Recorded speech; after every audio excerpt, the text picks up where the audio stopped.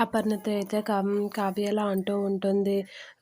అత్తయ్య గారు నేను డిజైనర్‌గా ఆఫీస్‌కి వెళ్ళాలనుకుంటున్నాను. డిజైనర్‌గా వర్క్ చేయాలనుకుంటున్నాను అని అంటూ ఉంటుంది. ఆ మాటలకి అపర్ణ అయితే ఏం మాట్లాడాలో తెలియక కామ్‌గా ఉంటూ ఉంటుంది. ఆ మాటలకి ధాన్యలక్ష్మి అయితే ఏంటి నువ్వు డిజైనర్‌గా ఆఫీస్‌కి వెళ్తావా? వర్క్ చేస్తావా? అదేం లేదు. అక్కయ్య చెప్పినట్లుగా నువ్వు వంటగదిలోనే వంటగదిలోనే పని చేయాలి. వంటగదిలోనే ఉండాలి.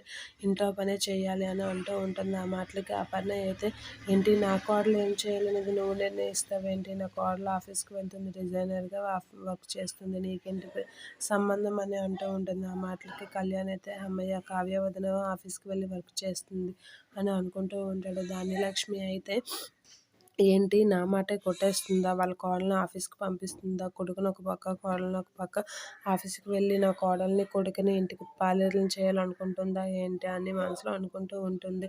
అపర్ణ అయితే కావ్య మీద ఇష్టం లేకపోయినా ధనలక్ష్మి మీద కోపంకైనా కావ్య అన్న మాటలని ఒప్పుకోవాల్సి వస్తుందని మనసులో అనుకుంటూ ఉంటుంది. కావ్య అయితే ఏమత్తయ్య నేనేమో డిజైనర్‌గా చేయడం మీకు ఇష్టం లేదా అని ధనలక్ష్మితో అంటూ ఉంటుంది.